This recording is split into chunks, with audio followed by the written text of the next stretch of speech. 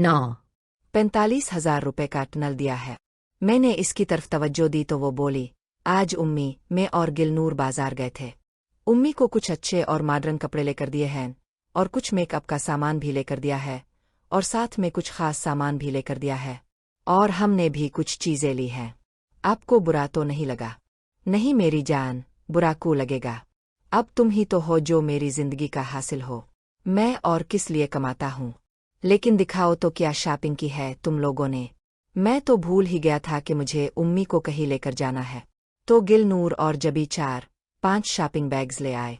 जबी ने पहले उम्मी की ड्रेस दिखाई, एक पाजामा सूट, एक देसी करता पाजामा, एक अच्छी तराश खराश में शलवार कमीज और ये जो उम्मी ने इस वक्त पहना हुआ है मेकअप और कुछ अंडरगारमेंट्स हैं। ये बोल कर जबी एक शॉपर से कुछ अंडरगारमेंट्स दिखाने लगे। उम्मी का सारा सामान दिखाने के बाद दूसरी शॉपर की तरफ इशारा करके बोली, और ये हमारी चीजें हैं। मैं बोला, वो भी दिखाओ ना, जो उम्मी ने पहना हुआ है। उम्मी किसी कनवारी की तरह शर्मा गई। मेरा दिल कर रहा था कि मैं उम्मी को अभी उम्मी इस वक्त मुझे दुनिया की सबसे खूबसूरत तरीन लड़की लगे। यारो, उम्मी मेरे सामने और मैं मुहिब्बर था। अब जानते हो वो क्यों? जी दोस्तों, आज बारी है जबी की। तो मैंने उम्मी से कहा, उम्मी अब आराम करे, बाजार में थक गई होंगी। तो गिलनूर बोली, जानो, नहीं देखोगे कि हमने क्या पहना हुआ है? तो जबी ने एक लम्हा भी ज़ाय ना किया और गिलनूर भी कहा पीछे रहने वाली थी। वो भी पर्दे की कैद से खुद को आज़ाद करने लगी। ये पहला मौका था। अब मेरी क्या हालत थी? कभी मेरा दिल मुझे उम्मी की तरफ ले जाता तो कभी गिलनूर पर और कभी मेरी निगाहों का मरकज जबी होती। मेरी नज़रें अपनी मंजिल को तलाश कर रही थी मगर मैं शश ओपंज में था। जाओ तो कहाँ जाऊँ? बिलाखिर मेरी मुश्किल दोनों बहनों ने आसान की। भाई, आज हम तीनों, क्या तुम ये बोझ उठा पाओगे? मैंने इसकी तरफ देखा तो वो मुस्कुरा रही थी और बोली, भाई देख लेना, हम तीन और तुम अकेले हो। ऐसा ना हो कि राही में ना छोड़ देना। मैं बोला, मेरी जान, घबराओ नहीं, मैं अब इसमें नहीं फंसूंगा। तो चुल्लू तैयार हो जाओ। ये कहकर मैंने उन्हें ऊपर वाले रूम में जाने का कहा तो जबी बोली, भाई नीचे ही कर लेते हैं। मैं बोला, ऊपर क्या है मेरी जान? ऊपर कैमरे लगे हुए हैं, जो कुछ हम करेंगे वो यहाँ इस रूम में रिकॉर्ड हो जाएंगे। बाद में हम सब सुकून से देख सकेंगे। वो सब रूम की डेकोरेशन देख रही थीं। जब मैं रूम में आया तो मैंने एक नज़र कैमरों की तरफ देखी तो उनकी जलती बुझती सुर्ख लाइट्स ने बताया कि वो अपना काम कर रहे हैं। तो मैं बेड की तरफ बढ़ गया। हाय, तो मेरी कौन सी रानी पहले करेगी? तो तीनों ने एक दूसरे की तरफ देखा और गिलनूर ने कहा, आओ जानो, हम हाजिर हैं। उम्मी और जबी राइट लेफ्ट होकर बैठ गईं। मैंने जबी और गिलनूर की बहुत खिदमत की और अब मुझे थोड़ा आराम दरकार था। तो मैं चाय के साथ फ़ोन को देखने लगा। इस पर 4 मिस कॉल्स थी जो मेरी ड्यूटी मैनेजमेंट की तरफ से थी। मैंने ड्यूटी मैनेजर को कॉल किया तो उन्होंने कहा, यार अमजद, तुम सुबह ड्यूटी पर ना आना बल्कि कल शाम को करीम साहिब की ड्यूटी ज्वाइन करना। करीम साहिब के किसी अजीज की डेथ हो गई है और वो 2 दिन लीव पर होंगे। मैं, जी ठीक है, मैं उनकी जगह ड्यूटी संभाल लूंगा। और फ़ोन बंद कर दिया। पिछले 1-1.5 घंटे की मेहनत ने मुझे जिस्मानी तौर पर बहुत थका दिया था। उम्मी अभी बाकी थीं। उनकी तलब गिलनूर और जबी के साथ लाइव देखकर बहुत बढ़ गई थी। मैं बेड पर गिलनूर और उम्मी के दरमियान लेट गया। कुछ आराम करने के बाद खुद में बेड से टेक लगाए नीम दराज था। जबी हंसकर बोली, अमजद भाई, अब गेम शुरू करे, अब मैं कमेंट्री करूंगी। है हाँ।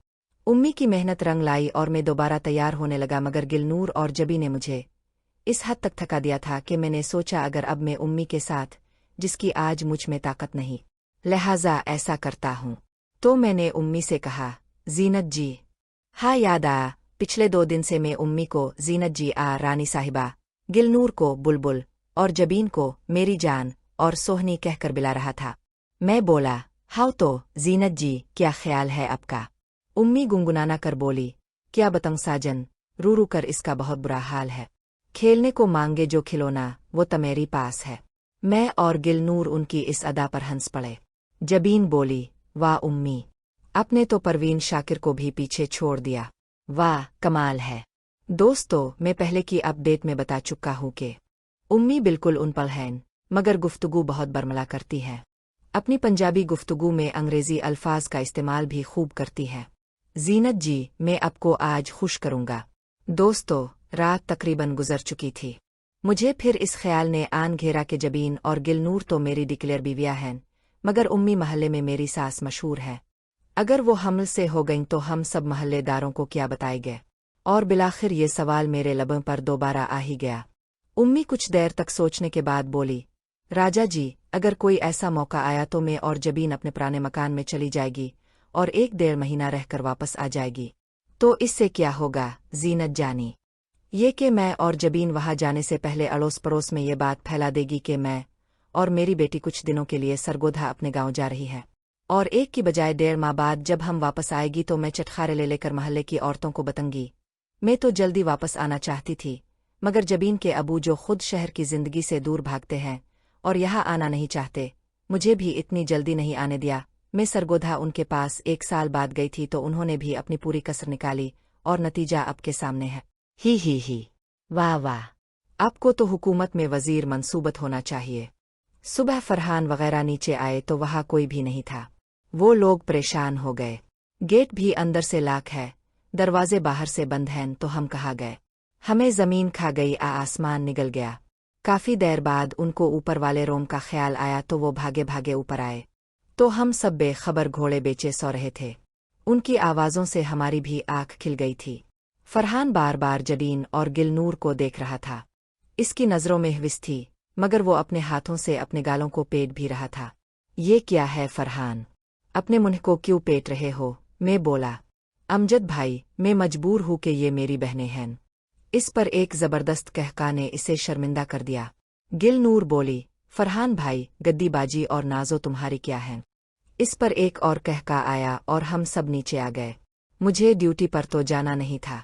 फरहान नाश्ता करके अपनी ड्यूटी पर चला गया और मैं बिस्तर पर लेटकर ख्वाब खरगोश के मजे लेने लगा। मैं दिन में 2 बजे तक सोया रहा। आँख खिली तो जिस्म में कामिल मंदी का इंतशार बहुत ज्यादा था। उम्मी हस्बन मामूल बैठी गिलनूर से किसी बात पर तकरार कर रही थी और जबीन किचन में मसरूफ थी। नाजो और गद्दी वॉशिंग मशीन पर मसरूफ थीं। मैं नहा धोकर उम्मी के पास बैठ गया तो जबीन ने मुझे चाय ला दी। चाय पीकर मैं अपने रूम में वापस आ गया और कंप्यूटर ऑन करके रात वाले प्रोग्राम को देखने लगा। 3 में 2 कैमरे बिल्कुल अच्छी पोजीशन में थे, जबकि एक कैमरा आउट ऑफ फोकस था। मैंने इसकी पोजीशन चेंज की और फिर नीचे आ गया और फिर बाहर गिल्ली में चला गया। गिल्ली में अपने मकान के बाहर राव साहिब खड़े थे। उनसे गुपशिप होने लगी। तभी फरहान भी आ गया।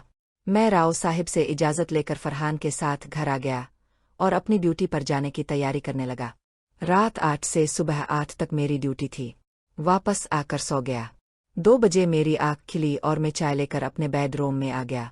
मुझे कल वाली वीडियो की कुछ एडिटिंग करनी थी, मगर कंप्यूटर मेमोरी बता रही थी कि कैमरों ने कुछ और भी रिकॉर्ड किया है। मैं नई रिकॉर्डिंग चेक करता हूँ तो मालूम पड़ा कि रात 11 से सुबह 4 तक उम्मी, नाजो और फरहान ने इस रूम को इस्तेमाल किया है। रिकॉर्डिंग के मुताबिक फरहान पहले से नाजो के साथ था। तभी उम्मी वहां पहुंची तो वो दोनों ऐसे घबरा गए जैसे किसी ने उनको चोरी करते पकड़ लिया हो। उम्मी अंदर आकर बोली, फरहान, तुम मेरे बेटे हो, क्या मेरा कोई हक तुम पर नहीं? क्यों नहीं अम्मा जी, सबसे पहले आपका हक है और बाद में किसी और का। आप हुक्म करो, फरहान बोला। तो फिर देर किस बात की? फरहान ने फिर नाजो को आधी राह में छोड़ा और उम्मी के साथ, मगर वो उम्मी का साथ ना दे सका। उम्मी बहुत गुस्से से उठकर सोफे पर बैठ गईं, और जब 1 घंटे बाद भी फरहान की तरफ से कोई पेश कदमी ना हुई तो उम्मी रूम से निकल गईं। यहाँ एक बात जो मैंने नोट की, कैमरे का माइक सही आवाज़ कैच नहीं कर रहा था। मैं ऊपर गया और एक्स्ट्रा माइक को ठीक किया और नीचे आ गया।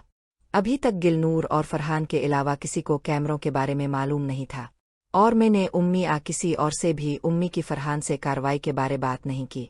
मैं देखना चाहता था कि कोई अज खुद मुझे इस बारे बताता है नहीं। इस रात भी मेरी ड्यूटी थी और मैं घर से निकल गया।